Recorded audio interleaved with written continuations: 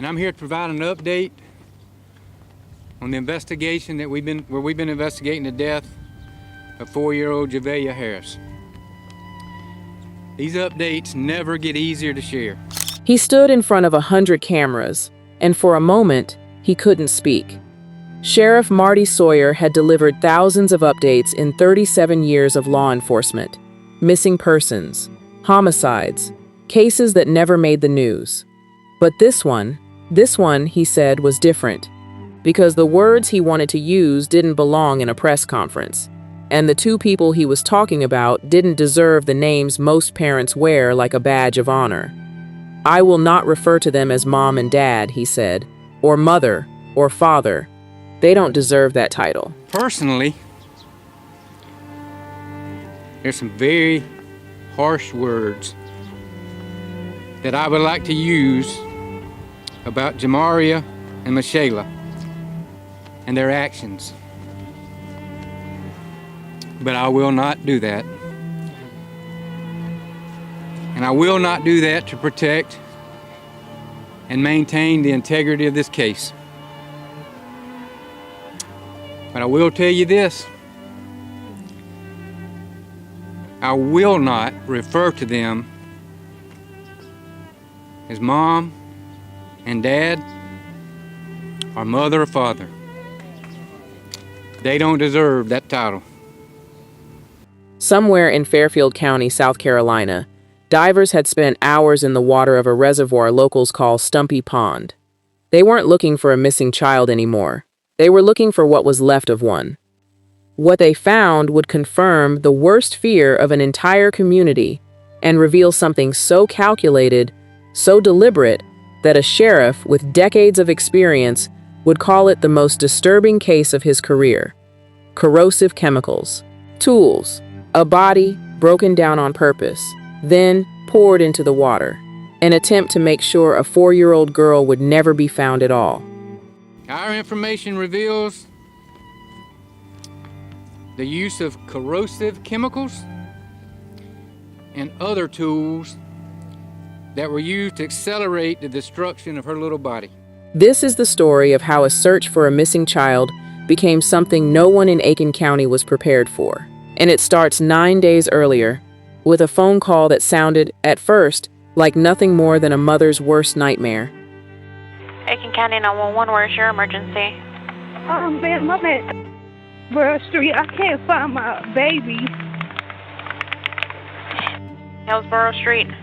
Yes, ma'am. She was outside playing, and I came out here after cooking dinner a little bit, and I'm looking for her, but I don't see her nowhere. All right, how old is this baby? She's 4. Before we go further, this case involves the death of a young child and details of abuse that some viewers may find deeply disturbing. Please take care of yourself while watching, and know that discretion is advised throughout. If you're new here, welcome to Phantom. We don't just report cases. We sit with them, examine them, and try to understand what they reveal about the people and communities involved. If you enjoy thoughtful, deeply researched true crime that goes beyond the headlines, consider subscribing. There's a lot more waiting for you here. And wherever you're watching from tonight, drop it in the comments. We'd love to know who's with us. 9 days before that press conference, no one knew where any of this was headed. It started with a call to 911, and a mother who said her daughter had simply vanished into the dark. Aiken, South Carolina isn't the kind of place that expects to end up in a headline like this. It's horse country, quiet streets, a slower pace, the kind of town where neighbors still know each other's names. Hillsborough Street sits in a modest residential pocket near Ridgecrest Road, the kind of block with chain-link fences, front porches, and backyards big enough for a chicken coop. It's ordinary. It's the last place you'd expect a case this dark to begin. That's where Javeayah Harris lived. She was 4 years old. She wore pink Minnie Mouse pajamas and had her hair braided with pink beads. Small, specific details that would later matter far more than anyone could have imagined. Neighbors would describe her as the kind of kid who held your hand crossing a room, let alone a street. Friendly, talkative, the kind of child people noticed and remembered. She lived with her mother, Michilae Herring, 22, and her father, Javeayah Harris, 23. On the outside, they were a young family expecting their second child. Herring was 39 weeks pregnant that summer, due to give birth any day. On June 30th, that ordinary street became the center of an urgent search. Michilae Herring called 911, telling dispatchers her daughter had been playing outside near the family's chicken coop and simply disappeared. Within hours, Aiken County law enforcement was combing the area. Within days, that search would grow into one of the largest the county had ever mounted. Hundreds of officers, federal agents, search dogs, drones in the sky above the pine trees. Everyone believed the same thing. Somewhere out there, a 4-year-old girl was still alive and still findable. They were wrong. And investigators wouldn't just discover that Javeayah was gone. They'd discover that her own parents had known exactly what happened to her the entire time the county searched. By the time deputies stood at the edge of Cedar Creek Reservoir, 60 miles from the home where she was last seen, they weren't chasing a missing persons case anymore. They were chasing a confession, one that would lead them to water, to chemicals, and to a discovery that would leave a 37-year veteran of law enforcement struggling to find the words. But none of that had happened yet. On June 30th, all anyone in Aiken County knew was this: a little girl in pink pajamas was missing, and a search was just beginning. What investigators didn't know yet was how long she'd already been gone, and how far someone had gone to make sure she'd never be found. The call came in at 8:45 that evening. Dispatch logs would later show something that didn't sit right: the gap. Herring told deputies she'd last seen Javeayah around 8:15, playing outside near the chicken coop. 30 minutes. That's how long it took before anyone called for help. Emergency. 39 Hillsborough Street. I can't find my baby. Aiken County 911, where's your emergency? Ma'am, I'm at Hillsborough Street. I can't find my baby. Hillsborough Street. Yes, ma'am. She was outside playing, and I came out here after cooking dinner a little bit, and I'm looking for her, but I don't see her nowhere. All right, how old is this baby? She's 4. All right, what was she wearing? She has on pink Minnie Mouse pajamas, and she had me in pink beads. She had braids. Is she black, white, or Hispanic? She's mixed. Okay, how long ago did you see her, ma'am? When was the last time you saw her? I just came out here like no less than 20 or 30 minutes ago. I went in the house to cook dinner, and I told her it's time to come in once it starts getting dark. And when I came out here, I can't find her. Just take a breath for me, okay? I already have them on the way to you, okay? Do you know where she might be heading? Okay, you have any family or friends that live around the area? No, but she usually try to chase our chickens to catch them, and I've been looking through the woods to try to see if I see her, but I don't see her nowhere. That's how the call opened. A mother's voice, breathless, giving her address before she'd even said her daughter's name. The dispatcher asked what happened. Herring said she'd gone outside about the same time to check on Javeayah, that she'd been cooking dinner, went out once it started getting dark, and her daughter was nowhere to be found. Then came the details that would end up printed in a missing child alert within the hour: pink Minnie Mouse pajamas, pink beads in her braided hair, 3 feet 6 inches tall, 40 pounds. The dispatcher asked a routine question: any health issues? Anything dispatchers should know? Herring's answer would later take on a weight nobody in that moment could have predicted. They just say she was autistic, Herring said, but she's just now turning 4, so they don't have no diagnosis all the way. Then, almost contradicting herself, but she's very smart though. She can carry a full conversation. It's a small moment, 9 seconds of audio, but it's one investigators would return to again and again, because everything else about that phone call was about to be picked apart, sentence by sentence, in a homicide investigation. The dispatcher asked if anyone else had been outside with her. Herring said no, just a dog and the chickens. She mentioned something else, almost as an aside: people she called crackheads, who sometimes walked behind the house. a detail that sounded, at the time, like a parent grasping for any possible explanation. Units were already on their way. Herring stayed on the line, her breathing audible, repeating that she couldn't find her daughter anywhere. Deputies arrived and began searching the immediate area, the yard, the coop, the tree line behind the house. They spoke with Javeayah Harris, who told them he'd been gone for about an hour and a half, running to a laundromat and a convenience store. He said when he got home around 9, he learned his daughter was missing. By that point, deputies had already started going door to door.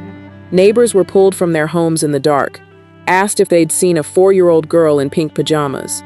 Cars were stopped along Ridgecrest Road. Officers pushed into the wooded areas behind the property, flashlights cutting through the trees. On paper, it was standard procedure. The first hours of any missing child case, run exactly the way they're trained to run.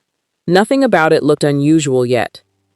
But 3 details from that 911 call, the 30-minute gap, the autism mention with no formal diagnosis, and a story that would shift slightly every time it was retold, were about to become the earliest threads in a case file that would eventually include an arrest warrant, a confession, and a search that stretched 60 miles beyond that quiet street. Nobody knew that yet. That night, all Aiken County knew was that a 4-year-old girl was gone, and a search was already underway. What almost no one in that search party understood was that the story they'd been given, the one about a child who wandered off near a chicken coop, was starting to come apart before the sun even came up. By sunrise, Hillsborough Street didn't look like a residential block anymore. It looked like a staging ground. Search dogs, ATVs, deputies in tactical gear moving in lines through the woods behind the house. Within the first 24 hours, the Aiken County Sheriff's Office had pulled in help from SLED, the South Carolina Law Enforcement Division, and the FBI. Helicopters passed overhead. Drone operators mapped grid patterns over thousands of acres of pine forest and open field. Bethel Baptist Church opened its doors and became something closer to a command center than a place of worship. Volunteers signed in by the dozens, then the hundreds. A local restaurant owner, Alok Kumar Akshay, started cooking and delivering meals to search crews, 60 plates at a time, day after day. A digital billboard went up at a convenience store on Ascaga Lake Road, Javeayah's photo next to a phone number for tips. At its peak, more than 200 people were part of that search. 200 people combing 5,000 acres of South Carolina wilderness for one 4-year-old girl in pink Minnie Mouse pajamas. This is the part of the story that's easy to rush past, but it shouldn't be, because everything that happened in these 4 days matters. Every volunteer who took a day off work, every deputy who worked a double shift, every stranger who drove in from another county because they saw a Facebook post and couldn't stay home. None of them knew what they were actually searching for. They believed, completely, that Javeayah was still alive out there, cold, scared, maybe hurt, but alive. And that belief is what got them into those woods every single morning. Javeayah Harris gave an interview to a local news crew during those days, describing his daughter to anyone who would listen. "She does not run away," he said, "but I will say that she is friendly. It's not a stranger, danger thing with her." He talked about how respectful she was, how smart, how she'd say, "Yes, ma'am," and "No, ma'am," to anyone she met. He said he and Michilae had no idea what could have happened to her. Okay, I got up around five-ish, and my daughter was outside playing, my girl was out there watching her. She was in and out of the house, I say that, and I was going to get up and wash the clothes. Yeah, what else can I say? I left the house around, late 6, maybe like early 7 o'clock. It was probably around like 6, and I got back to the house maybe around 7:15 because my girl and my daughter said they wanted some candy, like she wanted some suckers and she wanted some cookies, and I had went to like three stores maybe in between those times to go get gas, Black Miles, and I had got some drinks, like some little Mad Dogs and stuff like that, and I left and I went back to dry the clothes because I was washing them. I was sitting there for a little minute, and I ended up going to another store. Like, these 3 stores that I'm saying, like, I saw the 3 stores already, but I went to a store last. Gotcha. And I was back at the washing machine that was right beside the Circle K. And then when I was at the Circle K, I was seeing a lot of police and stuff going through. And I was wondering, I was like, you know what I'm saying? A lot of stuff goes on in Aiken to where you would be like, okay, that's the police or whatever. But I didn't know that it was my house. But my girlfriend, at the time, she didn't have service. She didn't have service on her phone, so she couldn't call me to let me know anything that was going on. So she just ended up calling 911. So when I came back to the house, before I got on my road, I seen a police truck with a drone out. And then that's when I started speeding up, because I was like, it's something going down like close to my house. When I got to turn on my road, I seen a whole bunch of police like right at my house. So that's when I hurried up and I got to the house, and I was like, what's going on? I thought my girlfriend was in labor because she was supposed to have a baby. You know what I'm saying? Soon. So she ended up having a child that same night on July 1st. But she came up crying to me saying my Javeayah missing. And I'm like, what the fuck? Like, I kind of freaked out. And the detectives was telling me I couldn't go look and stuff like that because they didn't want me to mess up the area or whatever. It was a father, seemingly desperate, painting a picture of a good kid who'd never wander off on her own, which, on its face, made her disappearance even more frightening. If she wasn't the type to run, something must have taken her. That's the story the county held on to for 4 days. A missing girl, a community mobilized, a family, grieving in public, thanking searchers, waiting for news. But while 200 volunteers walked those woods hoping to bring Javeayah home alive, investigators inside that search operation were starting to notice something the public didn't know yet.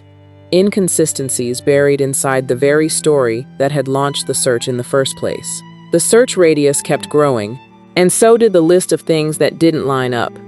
Not everyone in Aiken believed the story the way the cameras did. Before Sheriff Sawyer ever stood at a podium and changed the direction of this case, one neighbor was already saying, quietly, that something about it didn't sit right. She's identified in local reporting only as Miss Young. She told a news crew something simple, but it stuck. She won't cross the street. She likes to hold people's hands. Even walking to the refrigerator, Young said, Javeayah wanted to hold someone's hand. Think about what that means. A father had just told cameras his daughter was friendly, outgoing, comfortable with strangers, the kind of kid who might wander off without fear.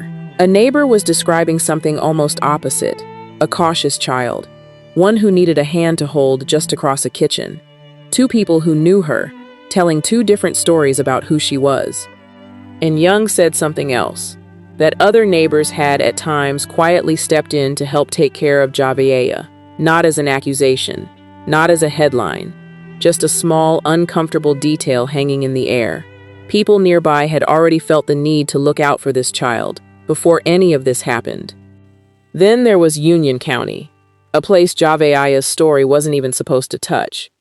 Investigators later learned that Javeayah Harris and Michilae Herring had lived on Harris Street in Aiken County from 2024 into 2025 before the family relocated to Aiken. Court records from that time show both parents were named separately in eviction proceedings. And in Clinton, just outside Aiken County, police had been called to the family's home in 2025. A domestic incident, an argument between Javeayah and Michilae over him leaving the residence. The responding officer's report noted a restraining order was in place at the time, and that the disagreement had started, of all things, over moving a table. The report was filed as non-criminal. No visible injuries were noted. On its own, that incident doesn't prove anything. Arguments happen.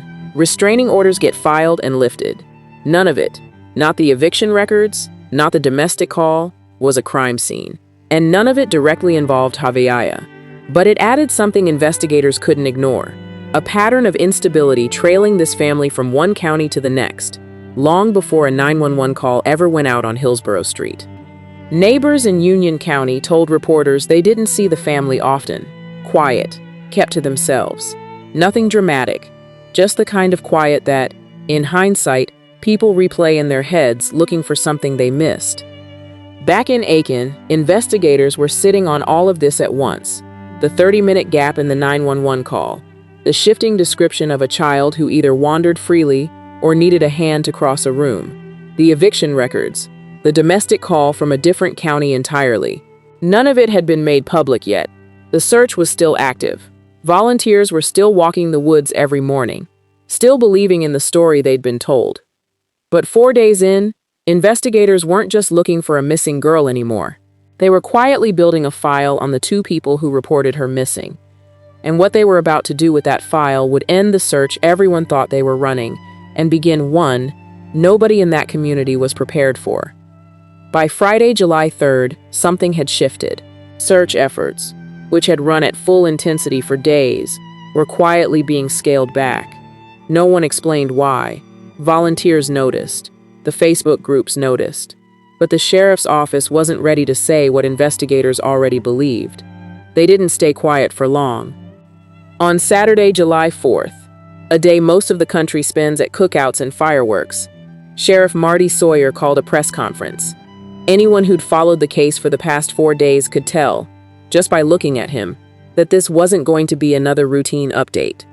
"This is the hardest announcement in my 36 years working in law enforcement," Sawyer told the room.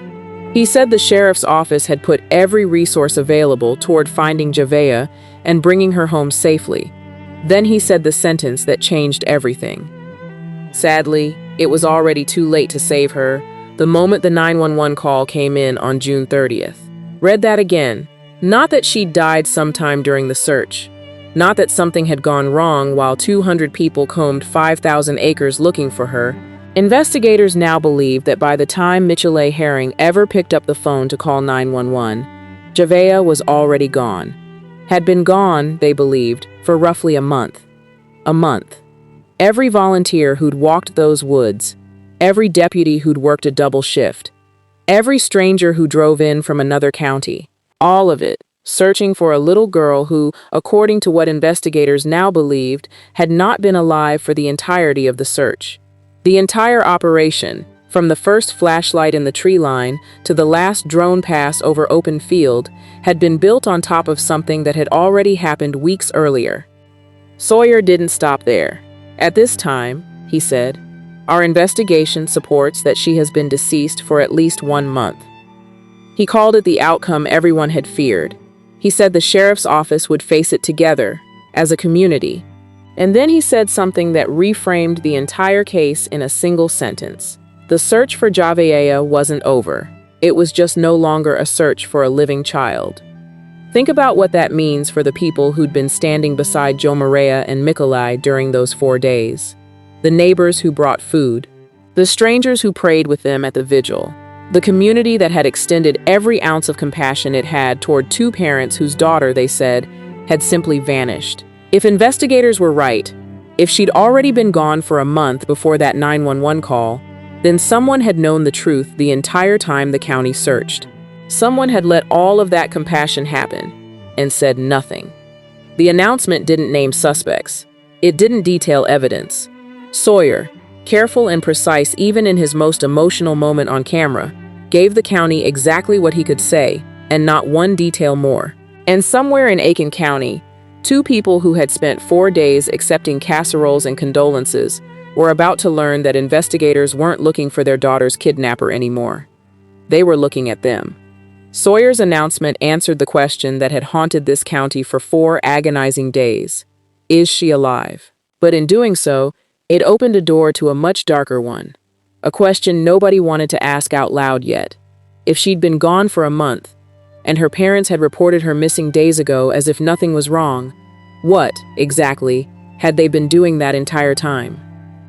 The answer to that question was about to arrive in the form of 2 arrest warrants. The arrests came the same day as the announcement, Saturday, July 4th. While most of the country watched fireworks, deputies took Javeayah Harris and Michilae Herring into custody. Both were charged with homicide by child abuse. Herring faced a second charge, filing a false police report for the very call that had launched the search 4 days earlier. The warrants, released the following Monday, used a phrase that true crime cases don't always need. Investigators wrote that both parents had shown extreme indifference to human life. Not negligence, not an accident. Indifference, a word chosen deliberately, because it's exactly what the evidence was starting to show. According to those warrants, Javeayah died after suffering an injury from physical abuse, and after that injury, neither parent sought medical care for her. That's the charge in its rawest form. Not one impulsive act in a single terrible moment, but a choice, sustained over time, not to get her help. And then, according to investigators, both parents confessed to exactly that. Javeayah Harris and Michilae Herring appeared separately before Magistrate Judge Ronald Thornton on Sunday, July 5th. Both were denied bond. No attorneys were present for either hearing. During Herring's appearance, the court learned she worked for a company called Transcom, paid bi-weekly $1,300. A small, almost mundane detail. A paycheck, a job. Sitting inside one of the darkest hearings that courtroom had likely ever held. "It is the outcome that we all feared," Sawyer had said at the announcement. "And sadly, it is now what we face." But a confession alone doesn't close a case like this. It opens a new problem, because at that point, investigators still didn't have Javeayah's remains. What they had were two people saying, in their own words, what had happened and where they'd taken her. Now they had to prove it. This is where the investigation becomes something worth understanding, not just watching. Crime analyst Joseph Sampson explained how cases like this get built without a recovered body. Investigators don't just take a confession at face value, they test it. They pull cell phone location data and lay it against the timeline the parents described. If a parent says, "We took the body to this place," investigators go get the phone records and check. Were they actually there? Does the data match the story? It's not about trusting the confession. It's about corroborating it, piece by piece, until what someone said in an interview room lines up with facts that can't lie the way people can. That process is what pointed investigators 60 miles northeast of Aiken, out of their own county entirely, into Fairfield County, to a remote access point along Debutary Creek, near the Chester-Fairfield County line, an area that leads into a body of water called Cedar Creek Reservoir. Locals call it Stumpy Pond, named for the dead trees and stumps that jut up out of the surface. Good for fishing, brutal for anyone trying to search it. Search boats went in. The South Carolina Department of Natural Resources sent divers. The Fairfield County Sheriff's Office and Fire Department joined. SLED was there too. Vehicles lined a restricted access road for days, allowed through only if they were law enforcement. On one of those days, Javeayah's own family, people who lived nearby, came to the scene in tears, hoping for any information at all. Back in Aiken, investigators weren't finished either. On Tuesday, July 7th, deputies returned to the Hillsborough Street home. Crime scene tape went up. Investigators went inside and spent time digging through the woods just beyond the property line. A law enforcement source would later clarify they weren't searching for Javeayah's body that day. They were collecting evidence. Coroner's office staff were present too. The scene held for roughly 4 hours before investigators cleared out with multiple evidence bags in hand, while dozens of neighbors stood outside, watching in silence. 2 locations, 2 different purposes. One reservoir 60 miles away, where divers searched water that refused to give up its secrets easily. One home on Hillsborough Street, where investigators searched for whatever evidence remained inside the walls where Javeayah had once lived. Everything Sampson described, the confessions, the location data, the corroboration, had done exactly what it was supposed to do. It had told investigators where to look. What it couldn't tell them yet was what condition they'd find her in, or whether they'd find her at all. 10 days. That's how long it took to answer the question that had haunted Aiken County since the moment those 2 arrest warrants were signed. 10 days of divers, drag lines, and a sheriff who kept telling reporters he could only say so much. On the morning of July 9th, Marty Sawyer walked to a podium and said the rest. He didn't ease into it. He told the room, before he said anything else, that some of what he was about to share would be difficult to hear. In a case that had already delivered a mother's 911 call, 2 confessions, and the sentence, "It was already too late to save her," that warning meant something. Divers had gone back into Cedar Creek Reservoir. This time, the water gave something up. A small quantity of human remains, recovered from the depths of Stumpy Pond, sent immediately for DNA analysis. The results came back consistent with one conclusion. the biological child of Michilae Herring and Javeayah Harris. Reporters in that room had been chasing this story for 10 days. Some had stood at the edge of Debutary Creek watching search boats idle on the water.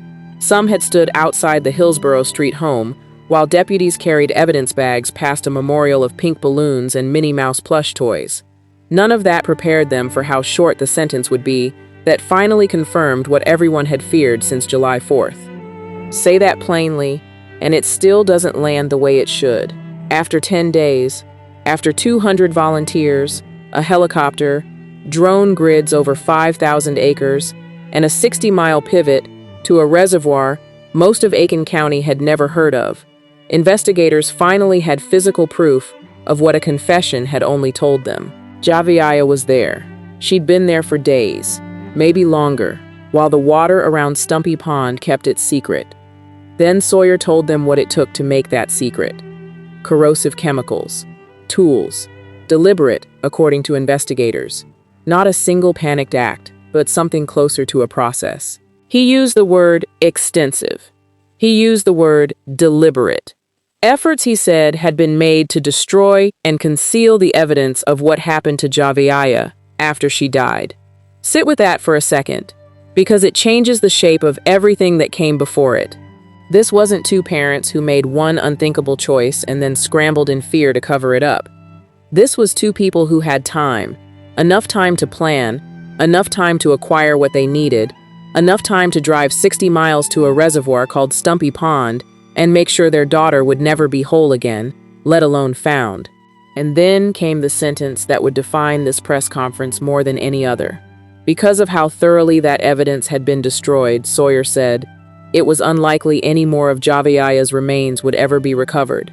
His department had hoped, had prayed, to bring her home in full. That hope, he told the county, was no longer realistic. For every person who'd walked those woods in 90-degree heat, who'd signed a volunteer sheet at Bethel Baptist Church, who'd driven in from a county they didn't even live in because a Facebook post told them a little girl needed help, that sentence was a second ending. The first ending came 5 days earlier, when Sawyer said the words, "It was already too late."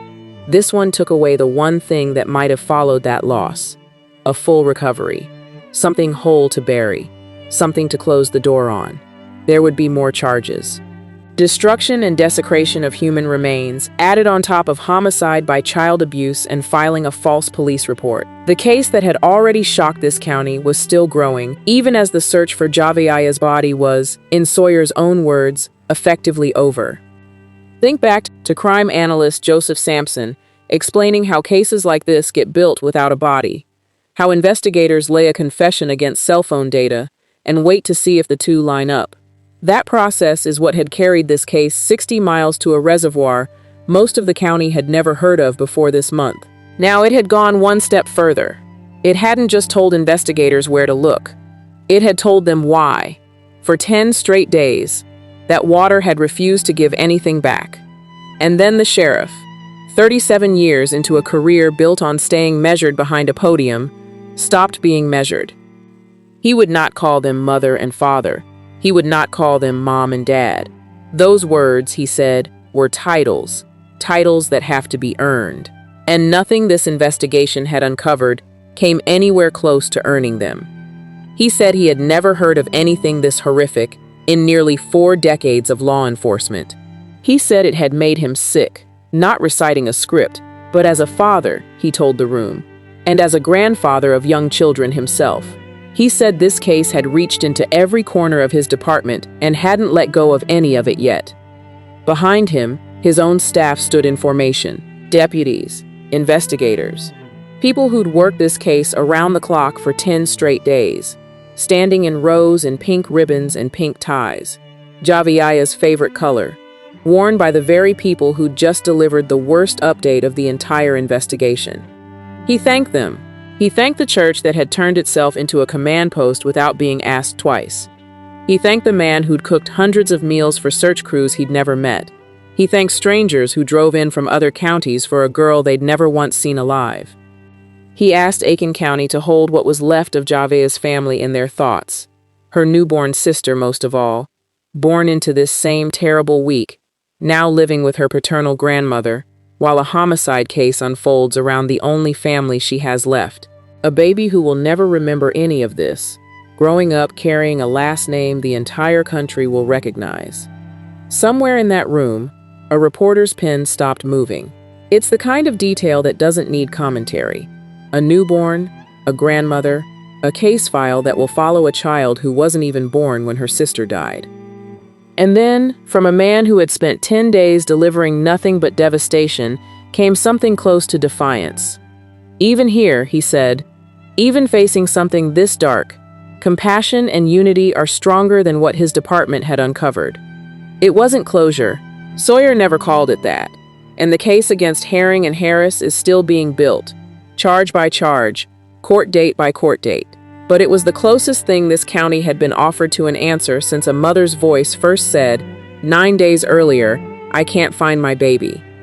For 10 days, that sentence had hung over Aiken County unanswered. On July 9th, it finally had one, just not the one anyone had let themselves hope for.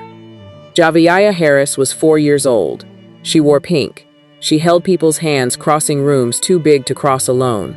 And on July 9th, in front of 100 cameras and his own staff in pink ribbons, the sheriff investigating her death made sure the 2 people responsible for it lost the only title they had left to lose. What comes next isn't a search anymore. It's a courtroom, and the questions that still don't have answers. A courtroom doesn't care how a press conference ends. Michilae Herring and Javeayah Harris remain in custody without bond, now facing homicide by child abuse, filing a false police report, and destruction and desecration of human remains. 3 charges. 2 people. 1 question prosecutors still have to answer in a way a confession alone can't. Who did what and when? Because a confession tells you what happened. It doesn't always tell you who's more responsible for it. Under South Carolina law, that distinction matters. Whether one parent caused Javeayah's death while the other helped conceal it, or whether both share equal weight in every stage.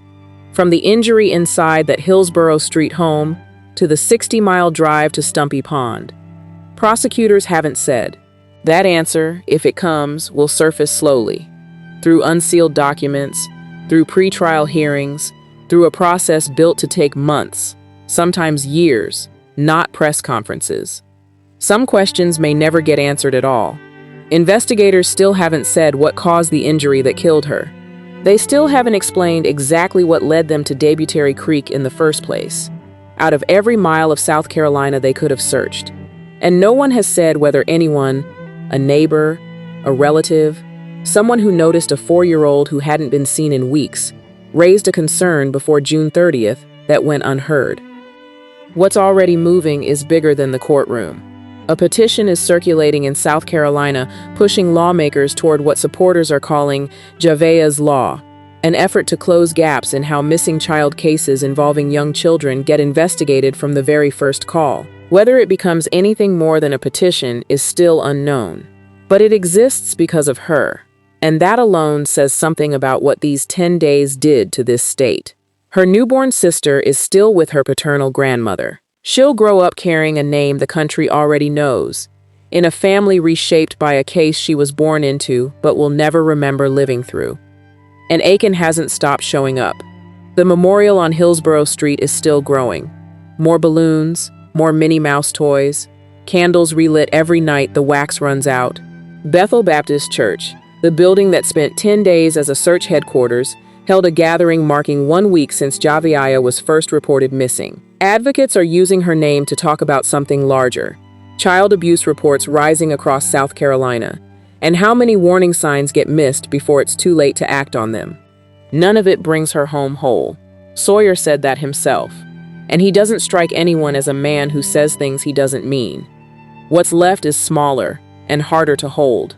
A trial that hasn't started. A little sister who will ask questions someday nobody will want to answer. A law that may or may not pass. And a county that, 11 days ago, didn't know her name, and now says it like they've always known her. Because somewhere between a 911 call and a reservoir 60 miles away, Javeayah Harris stopped being a case file. She became the reason this county can't look away, and the reason it shouldn't. For everyone who searched, prayed, volunteered, or simply hoped that this story would end differently, there will always be the memory of what could have been. A community came together believing a little girl might still be brought home alive. Instead, they were asked to carry a grief no one was prepared for. Some wounds don't end when an investigation does. They remain in the people who answered the call, in the neighbors who now pass a house they'll never see the same way again, and in the investigators who will remember this case long after the headlines have faded. Justice, from this point forward, won't be measured by another search or another press conference. It will be measured in a courtroom, through evidence, testimony, and the careful work of the legal process. Nothing that happens there can restore what was taken from Javeayah Harris, but it can ensure that her story is remembered for more than the cruelty she endured. It can stand as a reminder that every child deserves to be seen, protected, and fought for. Cases like this leave us with a question that's difficult to answer. How can so many people do everything they can once a child is reported missing, yet still arrive too late to change the outcome? Perhaps the hardest truth is that protecting children doesn't begin when the search starts. It begins long before anyone realizes a search is needed. As this case continues through the courts, we remember Javeayah Harris with the dignity every child deserves. Our thoughts remain with the people who truly loved her, those now carrying an unimaginable loss, and with everyone working to see justice pursued through the legal process. Now we'd like to hear your perspective. Looking at everything investigators have publicly revealed, what part of this case do you believe raises the most important question that still needs to be answered, and why? Share your thoughts respectfully in the comments below. And if you believe stories like this deserve to be told with care, context, and respect, subscribe to Phantom and become part of a community that refuses to look away from the truth. Thank you for spending this time with us. We'll see you in the next investigation.